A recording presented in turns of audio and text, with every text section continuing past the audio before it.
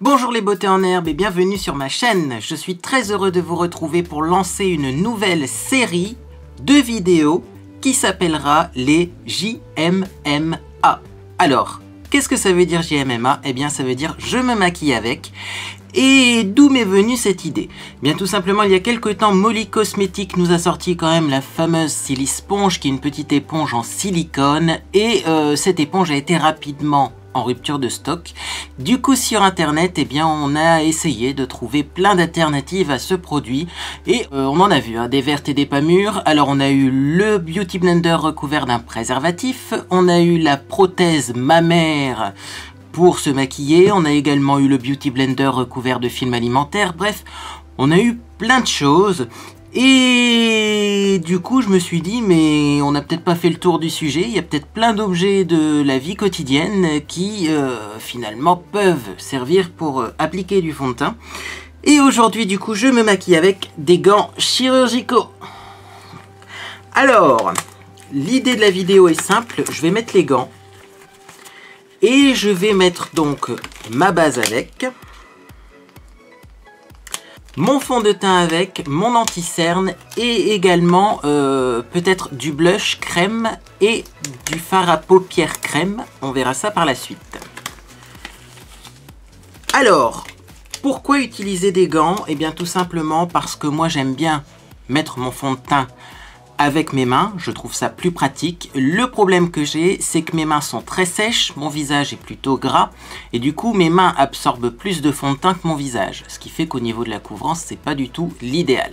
Là, je me dis que avec des gants, peut-être qu'on aura finalement le même effet qu'avec la Silly Sponge, c'est-à-dire les gants qui n'absorbent aucun produit, donc des économies de produits et une plus forte couvrance, mais quand même avec une dextérité accrue, puisqu'au moins on peut travailler avec ses mains. Alors, on va commencer par la base de teint, hein. On va pas attendre plus longtemps parce que moi aussi je me demande vraiment ce que ça va donner. Donc c'est toujours la même base de teint, hein. Je pense que vous commencez par la connaître. Et donc c'est parti, j'en prends un petit peu. Alors, si c'est comme avec la Silly Sponge, il faut beaucoup moins de produits. Donc, on va y aller mollo sur les quantités. Alors ce qu'il y a de bien, c'est que j'ai deux gants et là je peux vraiment, vous voyez, eh bien me maquiller avec mes deux mains. Et là je me rends compte que vous voyez, avec les gants, il faut très peu de produits quoi. Là j'ai effectivement mis une goutte de bave et vous voyez mon visage est déjà tout blanc. Donc niveau économie de produits, c'est pas mal finalement de se maquiller avec des gants.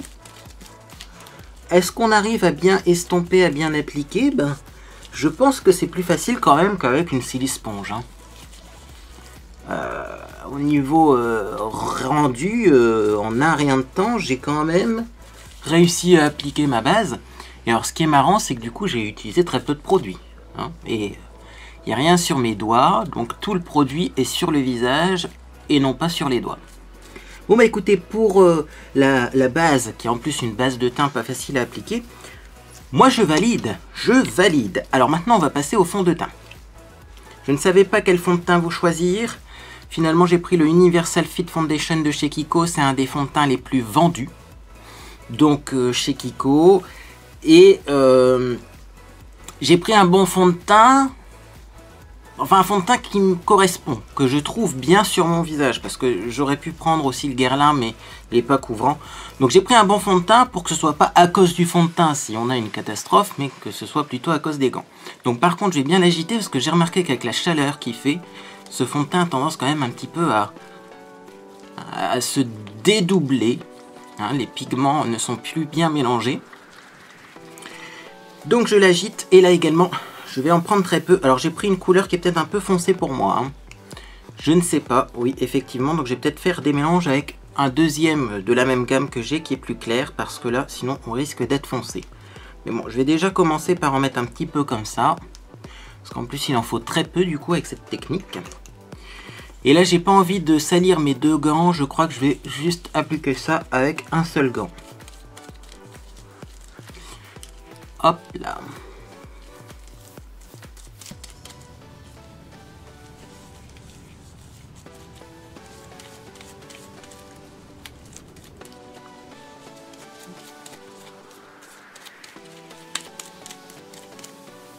Bah écoutez, ça s'applique assez rapidement.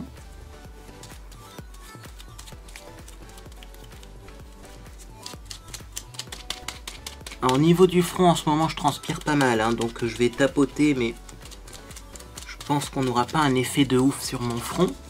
Par contre, regardez mon teint en un rien de temps, quand même, j'ai réussi à pas mal le couvrir. Par contre, clairement, j'ai pas pris assez de matière. Hein. Là, on est d'accord, je vais en reprendre. Est-ce que finalement ce fond de teint est beaucoup trop foncé? Je suis même pas sûr parce que en ce moment je prends des couleurs. Et comme je prends des couleurs, eh bien j'ai un peu une teinte de fond de teint intermédiaire que je n'arrive pas à trouver dans mon stock. Donc bien écoutez, je pense que ça ira. Alors je vais en mettre dans mon cou également. Hein. Hop là. J'ai l'impression quand même qu'avec ce gant, il faut travailler assez rapidement. Sinon le fond de teint sèche finalement à la surface du visage. Et après on n'arrive plus à l'appliquer, vous voyez. Mais en tout cas on a un bel effet, bien estompé, bien couvrant. Je pense que je vais essayer cette technique plus souvent. Alors je descends bien dans le cou. Voilà.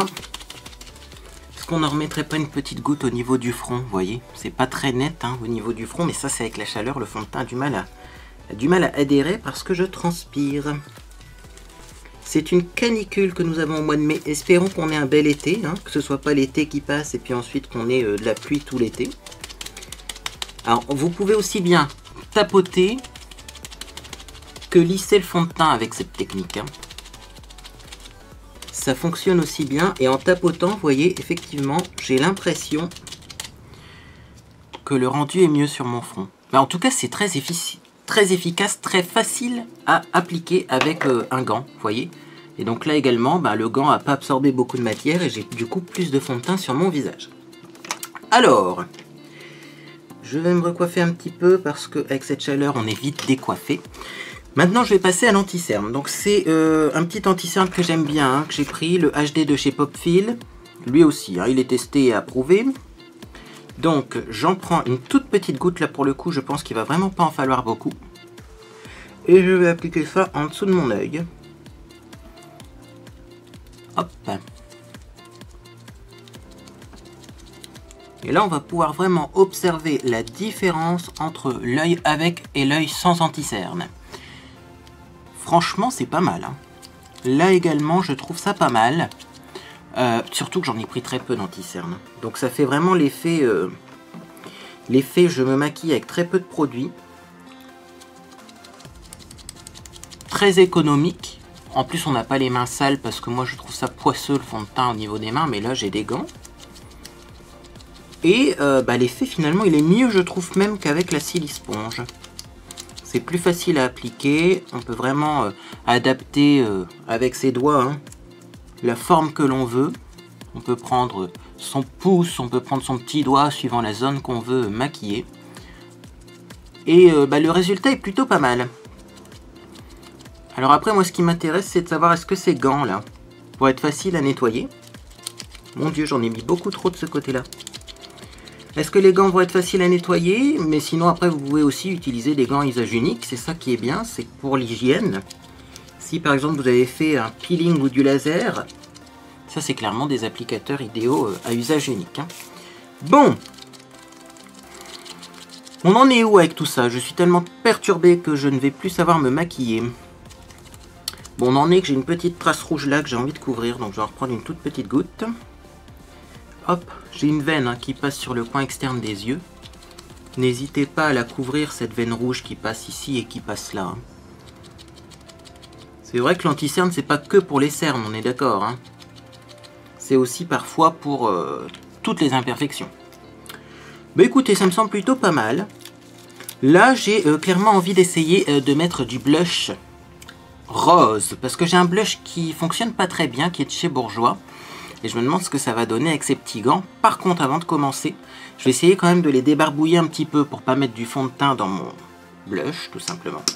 Je vais prendre du gel hydroalcoolique. Donc du gel pour se nettoyer les mains. Celui-ci vient de chez Action. Hein.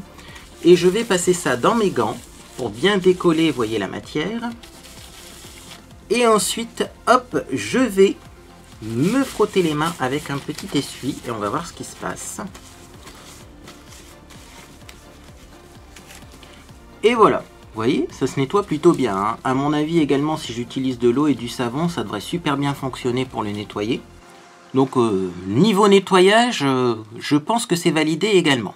Alors maintenant, je vais prendre le fameux blush que je n'aime pas vraiment. C'est le blush exclusif de chez Bourjois. C'est un blush crème fini poudré, mais je trouve qu'il est assez sec pour un blush crème et trop gras pour un blush poudre. Donc au niveau de l'application, j'ai pas encore réussi à vraiment bien l'appliquer. Donc je vais en prélever tout simplement avec mon gant. Donc là, directement, on voit quand même que le gant en a prélevé. Et donc, je vais tapoter ça sur le haut des joues pour voir. Hop là. Eh, ça a l'air pas mal aussi pour le blush crème. Hein. Regardez-moi ça, ça fait très diffus. Alors, en plus, celui-ci n'est pas très couvrant, mais quand même, quoi, ça fait pas de taches. Moi, j'avais peur d'avoir des taches, un peu comme avec la Silisponge. Je sais même plus où elle est, mais la Silisponge, ça a tendance à faire des traces et on a du mal à estomper. Alors que là, le gant, sérieusement, je suis bluffé du résultat. Alors moi, pour information, avant qu'on me pose des tonnes de questions en commentaire, ce sont effectivement des gants en latex que j'ai pris. Alors oui, certaines personnes sont allergiques au latex, mais tout le monde n'est pas allergique au latex. Moi, je supporte plutôt bien le latex.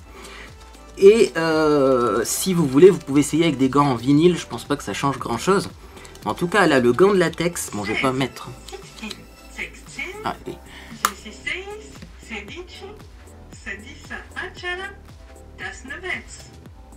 Et ce cours de langue vivante vous a été offert par mon petit lapin. Donc je disais du coup que vous pouvez utiliser autre chose que du latex, je ne pense pas que ça changera grand chose. Et également j'allais dire, je crois que je vais m'arrêter là, parce que je vais pas mettre trop de blush, après quand même je sors après. Mais bah moi j'aime bien, voilà j'aime bien. Du coup là j'en ai mis un peu trop de blush mais c'est pas grave. Parce qu'après on va mettre de la poudre, et là bien sûr pour la poudre, je ne vais pas utiliser mes petits gants. Je pense que faut pas non plus abuser des bonnes choses. Donc... on va tamponner un peu son front parce que là, clairement, je transpire. Il va falloir que j'investisse dans un fond de teint waterproof parce qu'en été, à chaque fois, c'est la même chose. Sur mon front, ça ne tient pas. Et donc, je vais prendre une poudre blanche parce que j'ai l'impression que mon fond de teint est un peu foncé quand même. Donc, c'est la poudre Mix You The Temptation of Ice Cream. C'est ma poudre que j'adore du moment. Elle est un peu blanche avec des reflets pêche, mais du coup, si je mets ça au-dessus de mon visage... ça va un petit peu blanchir le fond de teint. Et le mélange des deux, je pense que ça sera pas mal. Alors bien sûr, je vais poudrer le contour de l'œil. Et là, je vais en mettre une bonne quantité au niveau du front. En tapotant pour que ça absorbe bien l'humidité et que ça tienne un minimum quand même. Hop, hop, hop. Oh, voilà. Donc oui, j'ai mis beaucoup de poudre, comme à chaque fois. Je vais avoir des commentaires qui vont me dire « oh, tu mets trop de poudre !» Non, je mets beaucoup de poudre parce que j'ai une peau grasse et que j'ai envie que ça tienne. C'est pas pareil. Voilà, donc, hop, hop, hop, on va passer à l'étape suivante. À mon avis, j'ai déjà mis le blush, j'ai déjà mis tout ça. C'est quand même assez rapide, je trouve, comme technique de maquillage, de tout faire avec ses doigts et de ne pas comme ça changer de pinceau toutes les 5 minutes. C'est en plus assez rapide. Donc je vais prendre un petit crayon pour les yeux. Hop, le voici. C'est un crayon de chez The Body Shop. C'est le Nevada Gold. Il ressemble à ça. Donc c'est un crayon longue tenue légèrement pailleté, mais c'est un peu une couleur un peu champagne. Moi j'avais envie de mettre ça sur mes yeux et de l'estomper avec un gant pour voir ce qui se produit. Parce que ces crayons là, je ne sais pas si vous les avez déjà utilisés. Mais si on en met trop, au bout d'un moment, c'est un peu la catastrophe à estomper. On a l'impression que ça n'adhère même plus à la paupière. Et si on n'en met pas assez, on n'a clairement pas assez d'intensité. Donc là, j'en ai mis une très bonne couche. Voilà, je vais le refermer. On va faire un œil puis après l'autre. Et là, je vais estomper en tapotant. Alors, je me rapproche pour que vous voyez un petit peu.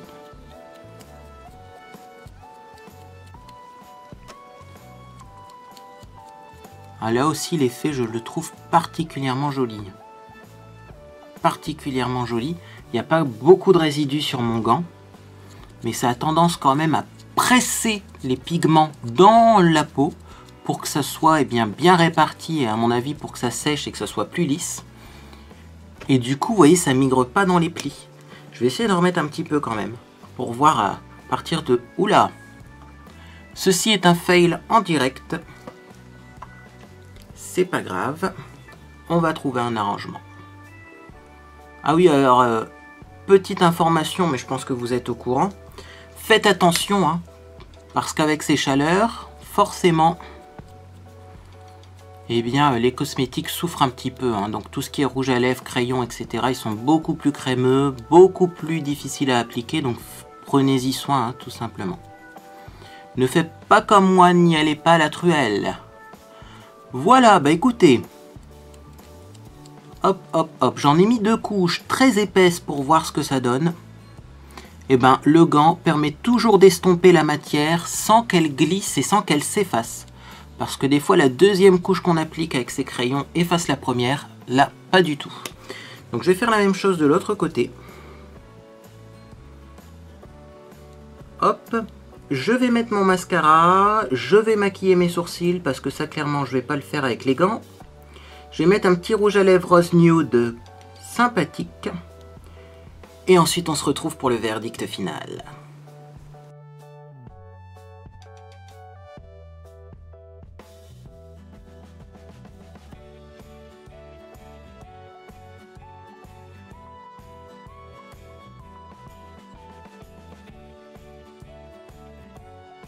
Je voulais vous faire une petite aparté. Je suis en train d'appliquer mon mascara. Ça, c'est le mascara, hein, que j'ai ressuscité avec mes petites astuces que je vous mets ici. Il a 4 astuces pour ressusciter un mascara. J'avais envie quand même de zoomer pour vous montrer comment il est devenu. Regardez-moi ça, comment il fonctionne bien maintenant. Vous voyez, donc ces astuces sont plutôt efficaces si vous avez un mascara qui n'est pas très vieux mais qui est un peu sec. Je vous recommande vraiment cette vidéo.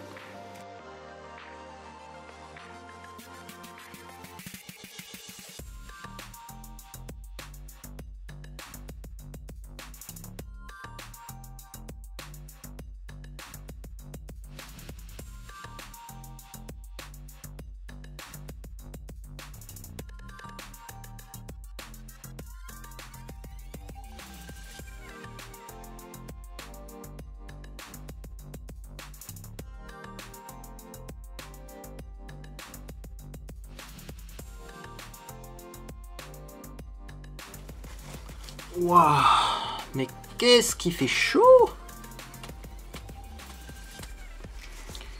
Bon, je vais repoudrer un petit peu mon front, hein, excusez-moi, mais c'est la chaleur, c'est la canicule. Et donc, résultat final avec les gants chirurgicaux.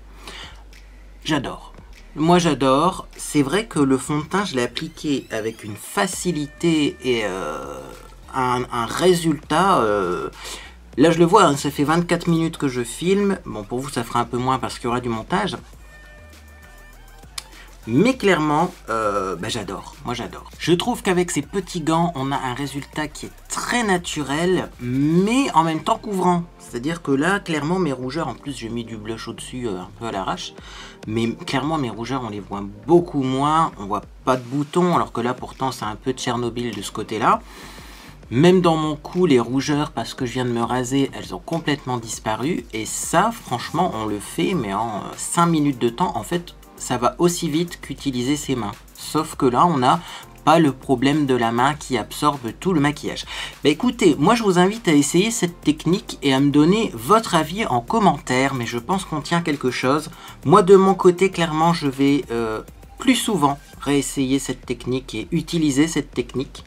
Parce que je trouve ça génial. On fait des économies de fond de teint, on n'a pas les mains poisseuses, après on a les mains propres. Donc là, clairement, hop, j'enlève mes gants.